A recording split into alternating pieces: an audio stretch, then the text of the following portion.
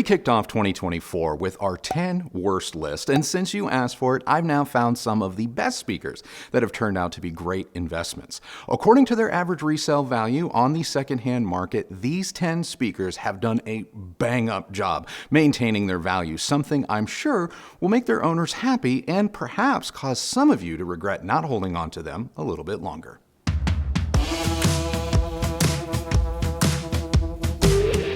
Now, number 10 is bittersweet, considering that MAGNEPAN founder Jim Winey sadly passed away recently. But it's no surprise that one of this legend's creations, the MG 1.7i, has made the list. MAGNEPAN is one of HIFI's most iconic brands, and the MG 1.7i is the latest of one of the brand's most popular designs. Originally retailing for $2,400 a pair, the 1.7i has an average resale price of $1,900. So in the 3 years since its release, they've only depreciated about 21%, roughly $500. So if you bought a pair in 2021, your Maggies have only cost you about $166 a year. If you had to sell them today, that's not bad.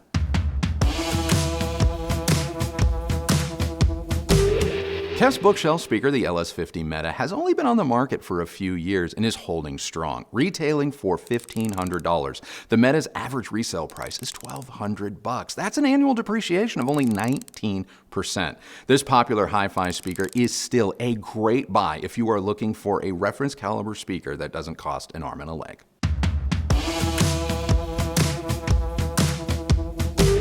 Now, a lot of you have been after me to review Golden Ear, and while this mention on the list isn't going to satiate your desire for a review, hopefully those of you looking for just a little bit of validation will feel better after hearing this good news. At retail, you can get a new pair for just under 10 grand, but on the secondhand market, Golden Ear's Triton reference loudspeaker commands around $8,300 a pair. That's if you can find them. I suspect our Golden Ear customers are going to chime in as to why they've held on to theirs and how they feel about the Triton's mere 17% depreciation.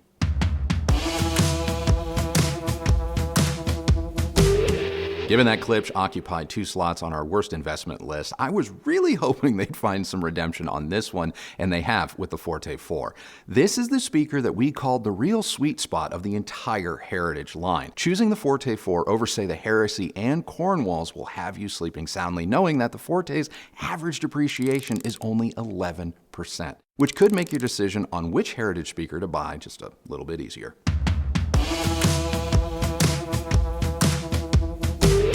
Our first Wilson entry on the list is my favorite of the more current models, the SABRINA. Now, while I couldn't find the SABRINA X readily available on the used market, I found several listings for the SABRINA, which ceased production in 2020 to make way for the new X model.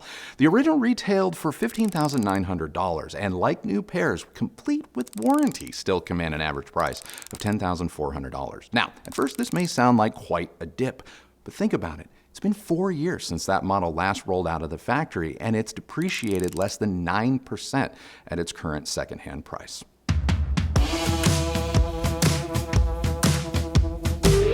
One of Christie's favorites, ACOUSTICS Concept 50 Tower Speaker, comes in at number 5.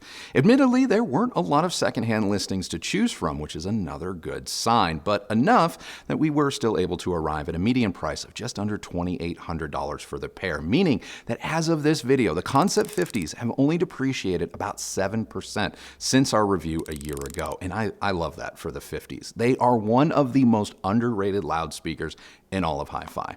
Yeah, I said it.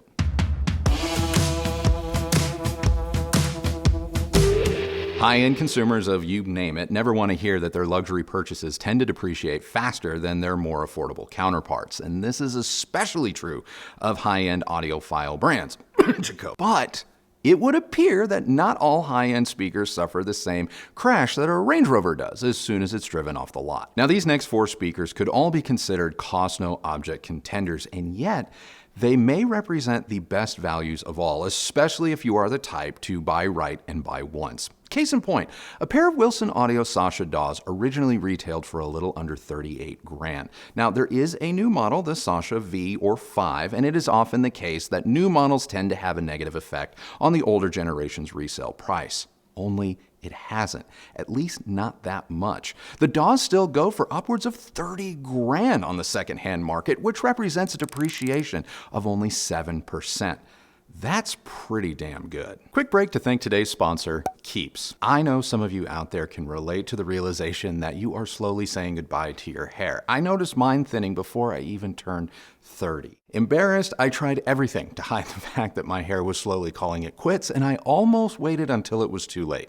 I thought there wasn't anything that I could do, but after some encouragement from Christy and even a few of you, I found KLIPSCH and started to see new hair growth. It's worked so well that even a few of you have thought that I've had some work done. The truth is, KLIPSCH FDA-approved treatment products, shampoos, and conditioners keep my hair thicker and healthier and at a price I can afford.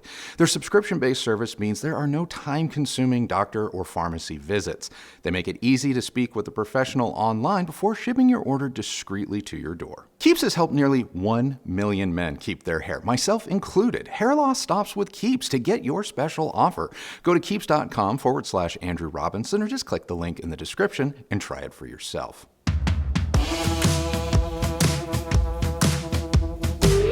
Another favorite of ours, the Focal DIABLO Utopia Color Evo, is a crazy expensive two-way bookshelf speaker that at the time of our review retailed for, I believe, somewhere around the $16,000 mark for the pair. 2 years later, they now cost just under 21 grand, brand new, with resale prices hovering around 19,000 bucks. So if you bought them in the past year or two, you've only suffered around a 5% depreciation, whereas if you bought them 3 or 4 years ago, there is a very slight chance that you could actually make a little profit by selling them today.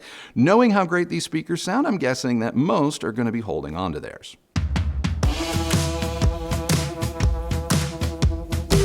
I know you're going to ask about the BEOLAB 90s, but I couldn't find enough, or any, really, on the secondhand market, so I started to work my way down the Bang & Olufsen ladder until I came to the now discontinued BEOLAB 5.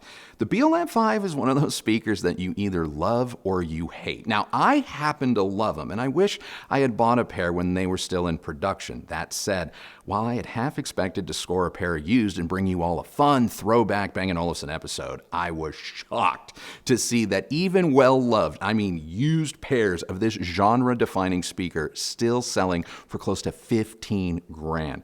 Considering the last pair of BEOLAB 5s were manufactured in 2017 and retailed for close to $19,000, finding examples still going for that much is astonishing. Doing the math, that breaks down to an average depreciation of just over 4% per year. And we ain't even at number 1 yet.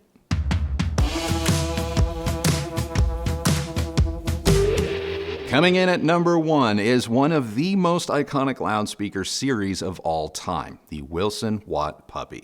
Specifically, the 8th and final iteration before it transitioned to the SASHA series we know today.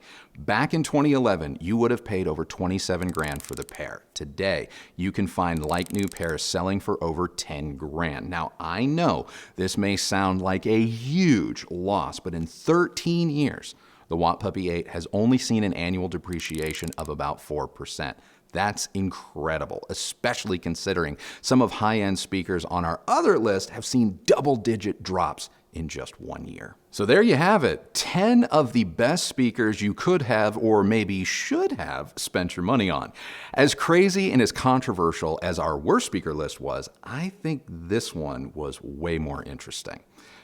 But we gotta know, what do you think? I really want to talk more about what happened after the previous video where we talked about some of the worst speakers you could invest in. Sure. And I really just want to have a conversation about why are audiophiles so bothered by the word investment. I mean, I've never seen such a large group of people deny that they've ever considered their audio purchase an investment or that it played a part in their purchasing decision. And we have tons of examples in our own comment section, which is why I was so shocked by the reaction to the other video that we did. I think people took the word investment or investing incredibly linearly and literally. Whereas, as you point out, there is more layers to the onion of the word investment, because honestly, anytime you are making a decision to purchase something, you have invested in it. And maybe that doesn't necessarily translate to you're thinking about the resale value or will it go up in price.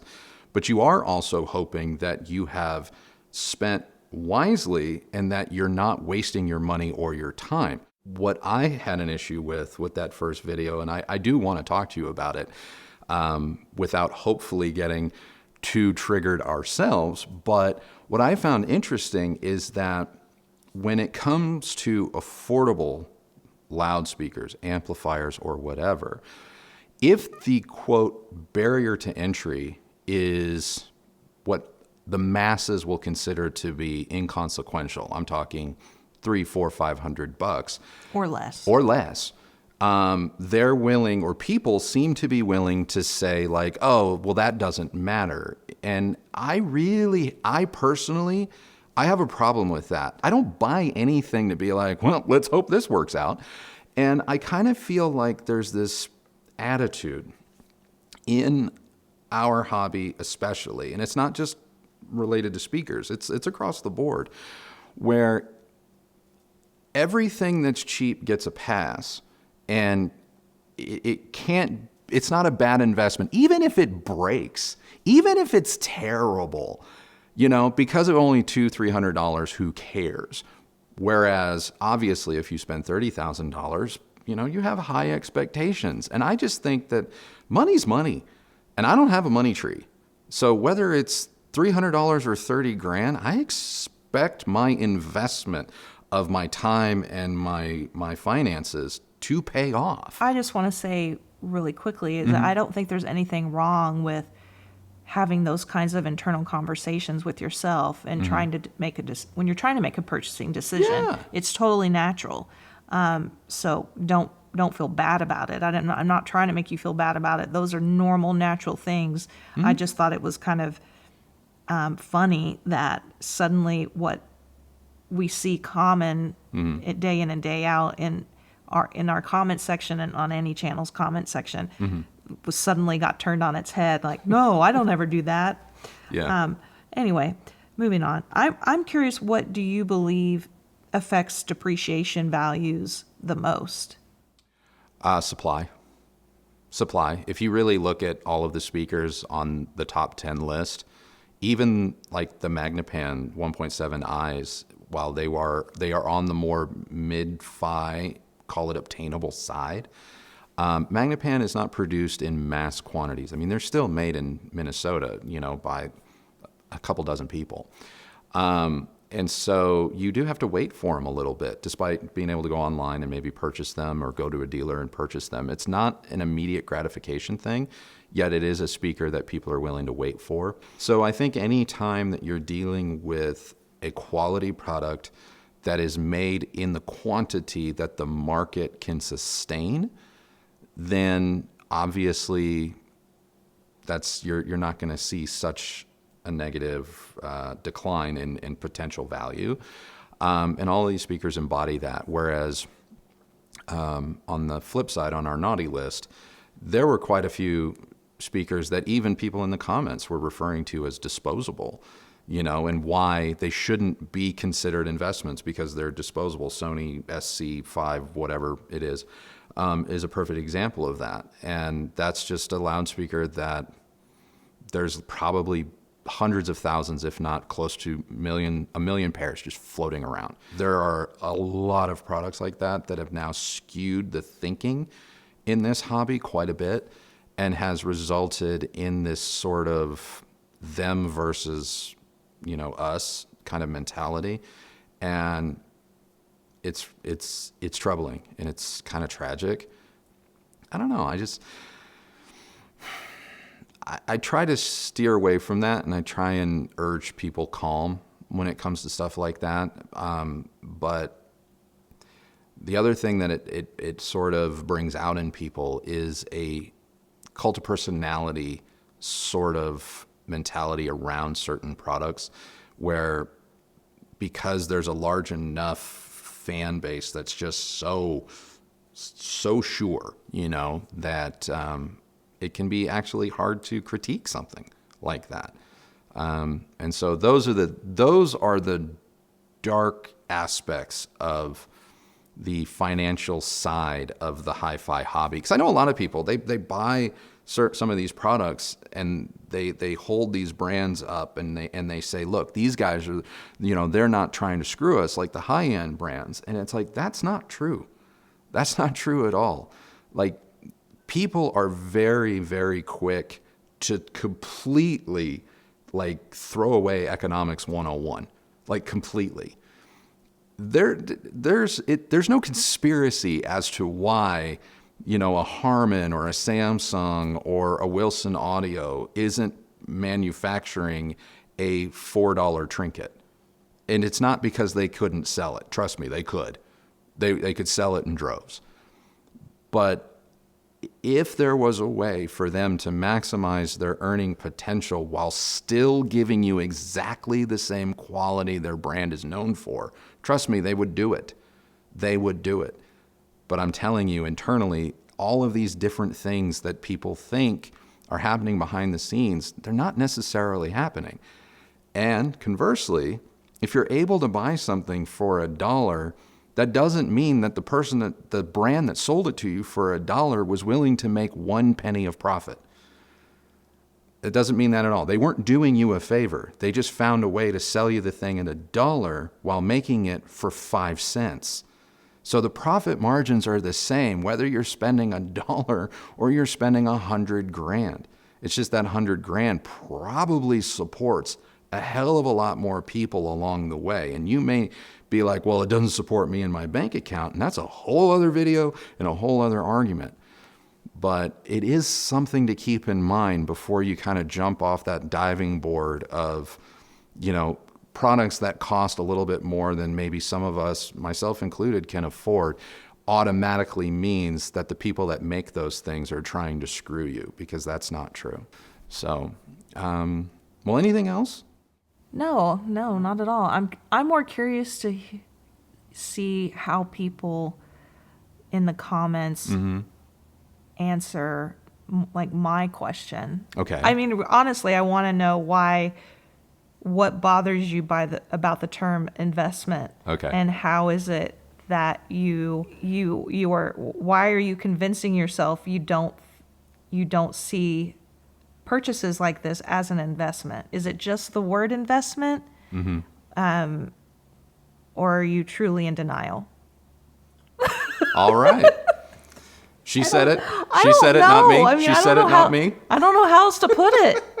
There's no other way to put it. So, you know what? We're going to get out of here. We still love you either way. Oh, yeah. No, we don't. There's no malice to any of this. It's meant to encourage legitimate, honest, constructive, and respectful conversation. So, no, I really want you to think about it. Yeah, for sure. For, a minute. All right. Well, while you're contemplating that, do me a favor. Go ahead and hit thumbs up, like, subscribe, ring the bell so that you're notified when new videos come out. If you use any of the links that Christy's left for you down below, that's a great way that you've shown your support for this channel and the work that we do here. And both of us, thank you very much for doing that. I would also like to thank this video's sponsor, Keeps, one more time. To get your special offer, go to keeps.com/Andrew Robinson. Thank you, Keeps. Follow me on Instagram at Recovering Audiophile. And that is it for us today. So remember, the only person who has to like the sound of your system, or maybe I should say the only person who has to like your purchasing decision, is you. So happy listening, everybody. Thank you so much for watching. I really enjoy doing these videos. I love our conversations and back and forth. And I do like reading your responses. So please get it going down below. And until next time, we'll see you on the next video.